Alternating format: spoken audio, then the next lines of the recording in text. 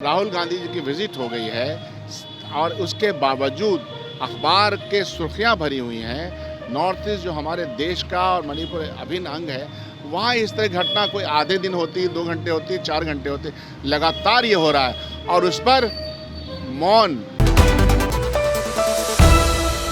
प्रधानमंत्री नरेंद्र मोदी के विपक्ष को घमंडिया बताने पर आज कांग्रेस के विधायक दल के नेता शकील अहमद जमकर भड़के। उन्होंने साफ तौर पे कहा कि हमारा मूल प्रश्न मणिपुर पर था, लेकिन जो प्रधानमंत्री हैं वो विपक्ष को घमंडिया और अन्य शब्द बताने में मशगूल रह गए। उन्हें बेरोजगारी पे बात करनी चाहिए थे, उन्हें महंगाई पे बात करनी चाहिए, उन्हें उन महिलाओं के बारे में बात करनी चाहिए जो निर्वस्त्र किए गए। उन्होंने साफ तौर पे स्मृति ईरानी पे जमकर निशाना साधा। उन्होंने साफ तौर पे कहा कि स्मृति ईरानी वही इंसान है जो आज राहुल गांधी पे फ्लाइंग किस का आरोप लगा रही हैं, वही जो महंगाई को लेकर के कभी सड़कों पर उनकी पिक्चरें वायरल हुआ करती थी कि सिलेंडर हाथ में लेकर के और कभी प्याज लेकर के हाथ में घूमा करती थी, लेकिन आज वो एक फ्लाइंग किस के मसले पे जो झूठी बातें हैं उस पर बहस कर रही हैं। और भी क्या कुछ करें शकील अहमद खान, आज पहले इस वीडियो में सुनिए। असल बात है कि मूल प्रश्न से जिस तरह से उन्होंने खुद को डेविएट किया, मूल प्रश्न ये था कि मणिपुर में इतने दिनों तक वायलेंस हो रहा हो, जहां हमारी महिला बहनों की आबरू रेजी की गई हो, इस्मत दरी की गई हो, पुलिस के सामने हो, सुप्रीम कोर्ट को सुओ मोटो संज्ञान लेना पड़ रहा है, दुनिया के तमाम प्रतिष्ठित प्रतिष्ठान उस पर बोल रहे हैं। राहुल गांधी जी की विजिट हो गई है और उसके बावजूद अखबार के सुर्खियां भरी हुई हैं। नॉर्थ ईस्ट जो हमारे देश का और मणिपुर अभिन्न अंग है, वहाँ इस तरह घटना कोई आधे दिन होती, 2 घंटे होती, 4 घंटे होती, लगातार ये हो रहा है और उस पर मौन व्रत रखा हुआ है और उस पर जवाब नहीं दे रहे हैं। यह मूल प्रश्न है। देश की महंगाई पे जवाब नहीं, देश की बेरोजगारी पे जवाब नहीं, टमाटर के 200-300 रुपये महीना पर जवाब नहीं, तो जवाब तो चाहिए ना इस मुल्क के आम बाशिंदगान को, और विपक्ष उनकी आवाज़ को बुलंद कर रही है, इसलिए बुखलाहट है। चिराग पासवान कह रहे हैं कि 40 लोकसभा पे जीत होगी एनडीए का। अच्छा, तो दावा करने में क्या दिक्कत है? अभी मैं कह दूं कि धूप कहाँ है, गर्मी कहाँ है, ये तो ठंडी हवाएं चल रही हैं, तो बोल सकते हैं, रिकॉर्ड भी हो जाएगा। सच को छुपाया नहीं जा सकता, दबाया नहीं जा सकता। ये तहरीर दीवार पे लिखी हुई है कि जीतेगा इंडिया, हारेगा भाजपा। अधीर रंजन चौधरी पे भी कार्रवाई। मणिपुर में ये बयान कहाँ तक सही है? भारत माता का अंग, भारत माता जो है हमारी मादरे वतन है और उसके एक कोने में ही सही, लेकिन वो अभिन्न अंग है हमारा। पूरी बॉडी जो बनती है सबके साथ मिलकर के बनती है। वहाँ इस तरह की घटनाएं घटें तो क्या बोलेगा? भारत माता शर्मिंदा नहीं होगी कि एक भूभाग में जो कि इतना इम्पॉर्टेंट है, वहाँ औरतों की इस्मत दरी की जा रही है, आबरू रेजी की जा रही हो, तो शर्मिंदगी नहीं आएगी? बिल्कुल शर्म करना चाहिए।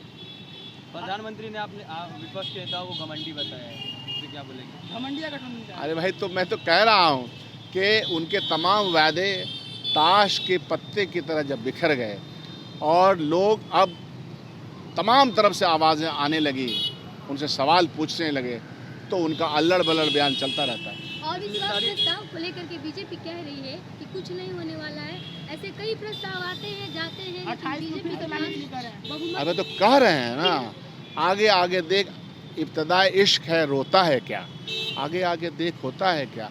हमारा गठबंधन, हमारी सोच और हमारे कार्यक्रमों की जब पूरे देश में जिस तरह से हम चला रहे हैं, और अभी तो कर्नाटक का रिजल्ट आया है ना आपके सामने, वहाँ तो गए थे वोट मांगने के लिए, तो क्या रिजल्ट आया था? स्मृति ईरानी ने आपके नेता पे फ्लाइंग किस देने का आरोप लगाया। आप किनके बारे में ये कह रहे हैं? स्मृति ईरानी जी माननीय सदस्य हैं, लेकिन हमको वह चित्र याद है उनका जब सिलेंडर लेकर के घूम रही थी 2014 के पहले।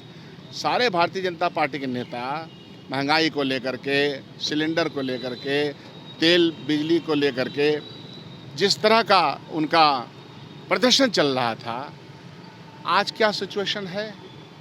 आज वो जिस की मंत्री हैं और महिलाओं पे जिस तरह से अत्याचार है, और पहलवान जो हमारी महिला बहनें जिन्होंने गोल्ड मेडल जीता, गोल्ड मेडल जीतने वाले के ऊपर जिस तरह से प्रहार मेंबर ऑफ पार्लियामेंट ने किया, देख रहे थे पार्लियामेंट में के बगले में बैठे हुए हैं, उसके ऊपर ज़बान में दही जमा हुआ है। वो औरतें गलत बोल रही हैं, उस औरतों के साथ दुर्व्यवहार किया, क्या वो गलत बोल रही थी? तो ये दोहरा चाल चरित्र के भारतीय जनता पार्टी की आइडियोलॉजी है, व्यक्ति के बात नहीं है। जिसका विचार दोहरा चरित्र का हो, जिसके विचार में आज हम लोग जमा हुए हैं ना, यहाँ 11 तारीख को शहीद हुए थे, तो ये शहादत इस देश को के स्वतंत्रता की प्राप्ति के लिए था।